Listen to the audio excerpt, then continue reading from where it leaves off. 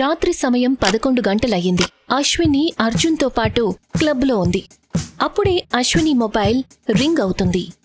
అరే, తనెందుకు కాల్ చేస్తున్నట్టు? స్క్రీన్ మీద జాన్ అని రాసుంటుంది. ఏమైంది బేబీ? ఏం చూస్తున్నావు? అదేమీ లేదు, నా భర్త కాల్ చేస్తున్నాడు. అయితే లిఫ్ట్ చెయ్యి. పాపం ఏం చెప్పాలనుకుంటున్నాడో ఏమో. ఎంతో కష్టపడి తన బారి నుండి బయటపడ్డాను. ఇప్పుడు నాకు తన గొంతు కూడా విసుగ్గానే ఉంటుంది. ఆ మాట చెప్పి ఇద్దరూ కలిసి నవ్వుకుంటారు. ఇద్దరూ చాలాసేపటి వరకు ఎంజాయ్ చేస్తారు. ఆ తర్వాత అక్కడ్నుంచి బయలుదేరతారు. కార్ పార్కింగ్ నుంచి బయలుదేరిన తర్వాత అప్పుడే ఓ మై గాడ్, ఎంతో అందమైన ఒక అమ్మాయి వాళ్ల బండి ఎదురుగా వస్తుంది. తను నర్తకులు వేసుకున్న బట్టలు వేసుకుంటుంది. తన పూర్తి శరీరం నగలతో నిండి ఉంటుంది. తను చాలా ఆకర్షితురాలిగా ఉంటుంది. అర్జున్ తన కళ్లనప్పగించి తననే చూస్తూ ఉంటాడు. ఆ అమ్మాయి కొన్ని క్షణాల తర్వాత తనని చూస్తుంది. ఆ తర్వాత ఒకవైపు వెళ్ళిపోతుంది. ఎంత బావుందో, అందాల రాశి. ఆ మాట విని అశ్విని విసిగిపోయి కార్లోంచి దిగిపోతుంది. వెళ్ళు, నీ అందాల రాశి వెనకే వెళ్ళు. తను విసుక్కుంటూ అక్కడ్నుంచి వెళ్ళిపోతుంది. కాని అర్జున్ ఆలోచనలో ఇప్పటికీ ఆ అందమైన అమ్మాయి చక్కటి రూపమే మెదులుతూ ఉంది. తను యాక్సిలరేటర్ నొక్కుతాడు. కార్ని ముందుకు పోనిస్తాడు. అప్పుడే తను చూసేసరికి ఆ అమ్మాయి బ్యాక్ సీట్లో కూర్చుని ఉంటుంది. అరే, నువ్వా? ఆ అమ్మాయి తనని చూసి నవ్వుతూ ఉంటుంది. తను అర్జున్ని వెనక సీట్లోకి లాగుతుంది. అర్జున్ కూడా తనని కౌగిట్లోకి తీసుకుంటాడు. అర్జున్ మనసు ప్రస్తుతం ఊవిళ్ళూరుతూ ఉంటుంది. నీ పేరేంటి? అసలు ఎవరు నువ్వు? అప్సరా. అర్జున్ నవ్వుతాడు. తను గట్టిగా ఆమెను హత్తుకుంటాడు. అంతలో అప్సర గోళ్లు పొడవుగా అవుతాయి. అవి అర్జున్ నడుంలోకి గుచ్చుకుంటాయి. తన అరుపు బయటికి వస్తుంది. 3 నెలల ముందు. రాహుల్, నేను నిన్ను తప్పించి ఇంకెవ్వర్నీ పెళ్లి చేసుకోలేను. వీళ్లు నన్ను చాలా విసిగించేస్తున్నారు. భోజనం పెట్టట్లేదు, నీళ్లు ఇవ్వట్లేదు. వీళ్లు మా అమ్మా నాన్నలే కాదేమో. అశ్విని, చూడు, ఇప్పుడు నేనేమీ చేయలేను. మనం ఇప్పుడు పారిపోవడం కూడా కుదరదు. నా కండిషన్ అయితే ప్రస్తుతానికి అలా లేదు. నేను నీతో చిన్న గుడిసెలో కూడా ఉండగలను. నాకు నీ నుండి ఏమీ అక్కర్లేదు. నీ కండిషన్ ఎలా ఉన్నా సరే, దాని గురించి నాకు అనవసరం. నువ్వు లేకుండా నేను ఉండలేనంతే. ఈ నెల పూర్తవలసిన పనిని పూర్తి కానివ్వు. ఆ తర్వాత పేమెంట్ రాగానే మనం వెళ్ళిపోదాం. అశ్విని ఇంకా రాహుల్ కుటుంబ సభ్యులు వాళ్ళిద్దరినీ ఇష్టపడలేదు. కాని ఎప్పుడైతే వాళ్లు పారిపోవాలని నిర్ణయించుకుంటారో అప్పుడు వాళ్ల ఇంట్లో వాళ్లు ఒప్పుకోవాల్సొచ్చింది. ఇప్పుడు వాళ్లకి పెళ్లి జరిగింది. వాళ్ళిద్దరూ ఎంతో సంతోషంగా ఉంటున్నారు. డియర్, ఈ దీపావళికి మనిద్దరం ఢిల్లీ వెళ్దాం. అక్కడ చాలా బావుంటుంది. డియర్, పెళ్లి, ఆ తర్వాత హనీమూన్. నా పనులన్నీ డిలే అయిపోయాయి. ముందు పని పూర్తి చేయాలి. నేనెంత పనైతే చేస్తానో నా దగ్గర అంత డబ్బులు ఎక్కువగా ఉంటాయి. అప్పుడే మనం మన మొదటి దీపావళిని చక్కగా జరుపుకోగలం. కాని వేరే ఊరికెళ్లడమైతే కుదరదు. సరే, నువ్వు పని చేసుకో, నేను పడుకుంటాను. పెళ్లి కారణంగా రాహుల్ పనులు ఏవైతే ఆగిపోయున్నాయో తను వాటిని పూర్తి చెయ్యాలని అనుకుంటాడు. అయినా సరే వాళ్ళిద్దరి మధ్యలో గొడవలు జరుగుతూ ఉండేవి. అలాగే ఒకరోజు గొడవ చాలా పెద్దదైపోతుంది. నేను వెళ్తున్నాను. నీ కండిషన్ బాగైన తర్వాత, నువ్వెక్కువ డబ్బు సంపాదించాక అప్పుడు నాకు చెప్పు. నువ్వెక్కడికి వెళ్తున్నావు?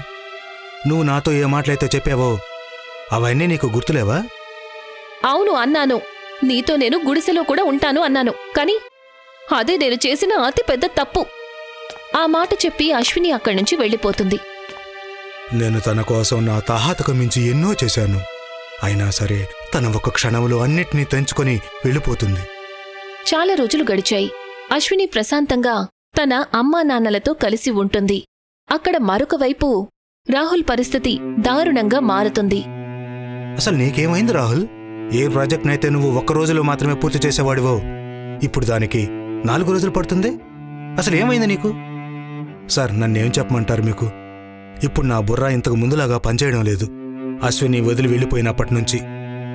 ఇలా చూడు, అది నీ పర్సనల్ ప్రాబ్లం. నాకైతే నా పని కంప్లీట్ అవ్వాల్సిందే. దానిని నువ్వే చేయగలవు. రాహుల్ అశ్వినికి చాలాసార్లు కాల్ చేశాడు. కాని అశ్విని తనతో మాట్లాడనే లేదు. తను చాలా డిప్రెషన్లోకి వెళ్ళిపోయాడు. రాత్రుళ్ళు అటూ ఇటూ తిరుగుతుండేవాడు. అలాగే ఒకరోజు రాత్రి తిరిగి శ్మశానంలోకి వెళ్ళిపోతాడు. తను ఒట్టి అబద్ధాలు కోరు, చాలా పెద్ద మోసగత్తె. డబ్బులున్నంత వరకు నాతోనే ఉంది. ఇప్పుడు కొంచెం బాధ్యత వచ్చేసరికి పారిపోయింది. నువ్వొచ్చి ఇలా కూర్చో నాయనా. బాబాగారు, మీ దగ్గర కూర్చుంటే నాకు ఏం లాభం కలుగుతుంది? కలుగుతుంది బాబు, తప్పకుండా కలుగుతుంది. నువ్వు గనక నేను చెప్పినట్లు చేస్తే నువ్వు దేన్నైనా సరే దక్కించుకోవచ్చు. రాహుల్ ఆ బాబాగారి దగ్గర కూర్చుంటాడు. తను మాట్లాడడం మొదలు పెడతారు. నేను నీకు ఒక సిద్ధి గురించి చెప్తాను. 22 రాత్రులు చేస్తే చాలు. కానీ దాన్ని గనక నువ్వు సిద్ధించుకుంటే అప్పుడు నీ జీవితం అంతా మారిపోతుంది. బాబా రాహుల్కి చాలాసేపు ఒక సిద్ధి గురించి చెప్తారు. మరుసటి రోజు రాహుల్ ఒక మర్రి చెట్టు కింద కూర్చుంటాడు. విధి విధానాన్ని మొదలు పెడతాడు. తను మంత్రాలను ఉచ్చరిస్తాడు. మధ్యలో హోమగుండంలో ఆహుతినిస్తాడు. దేవి అప్సరా ప్రకటం, దేవి అప్సరా ప్రకటం.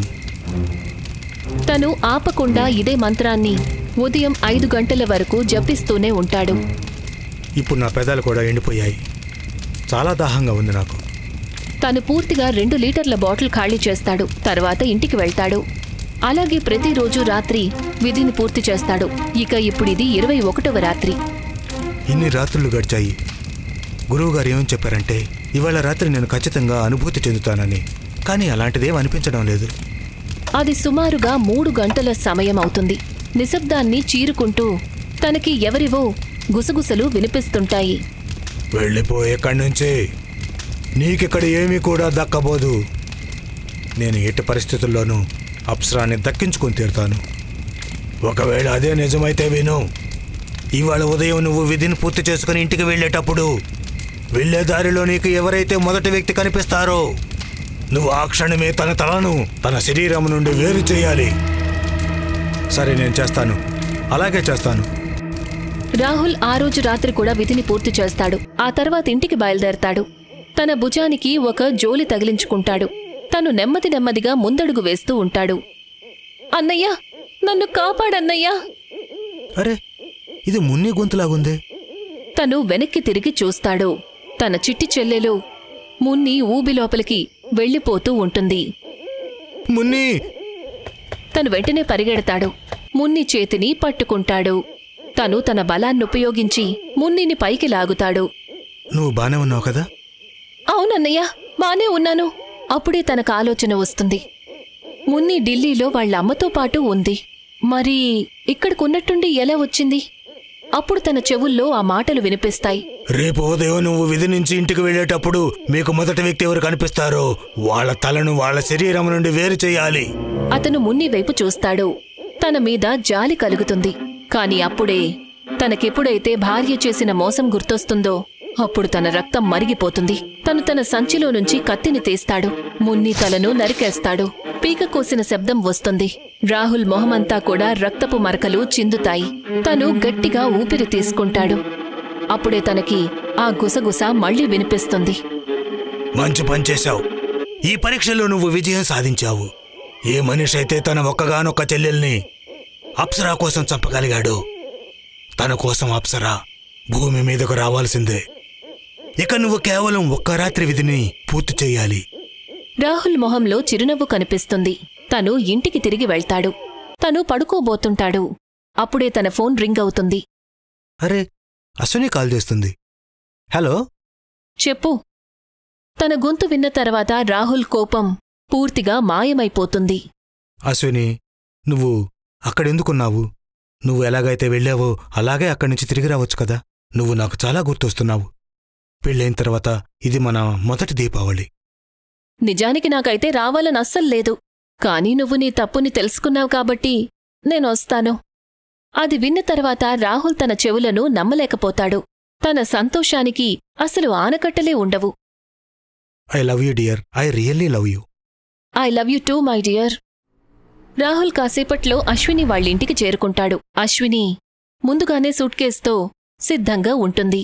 రాహుల్ తనని బైక్ మీద ఎక్కించుకుంటాడు. తనని ఇంటికి తీసుకొస్తాడు. అశ్విని ఇంటికి తిరిగొచ్చేసింది.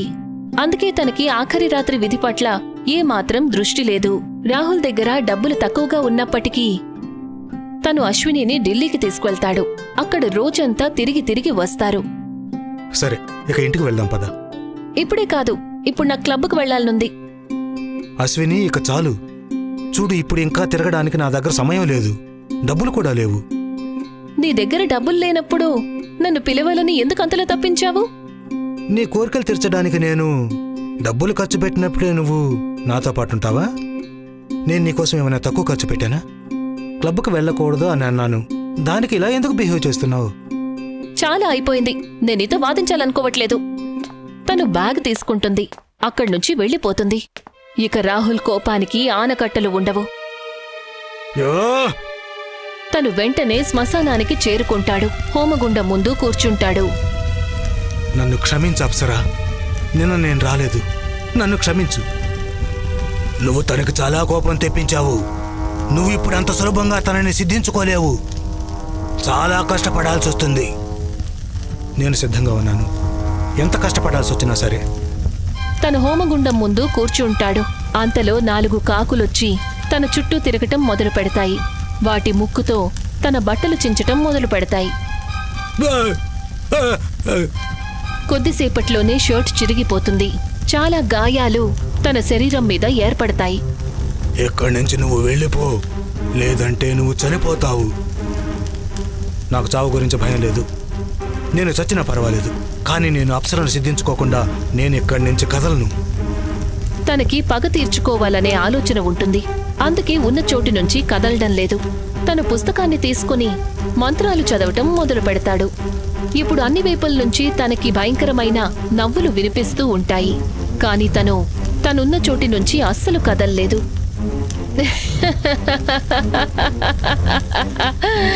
ఇతను ఇవాళ చూస్తాడు. అప్సరాదేవి ప్రత్యక్షమవ్వు, అప్సరాదేవి ప్రత్యక్షమవ్వు, అప్సరాదేవి ప్రత్యక్షమవ్వు. హోమగుండంలో నిప్పు ఎక్కువ అవుతుంది. అప్పుడే ఒక పేలుడు సంభవిస్తుంది. ఎప్పుడైతే పొగ తొలగిపోతుందో అప్పుడు తన ముందు అందానికి ప్రత్యక్ష సాక్ష్యంగా అప్సరా నిలబడి ఉంటుంది. తనని చూసి కొన్ని క్షణాలకు రాహుల్ కూడా ముగ్ధుడవుతాడు. కాని అతను తన భావోద్వేగాలను అదుపు చేసుకుంటాడు. నేను అప్సరను సిద్ధించుకున్నాను.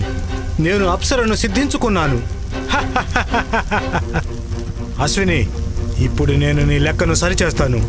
నువ్వు నన్ను ఏ విధంగా అయితే మోసం చేశావో దానికి నీ మీద నేను పగ తీర్చుకుంటాను.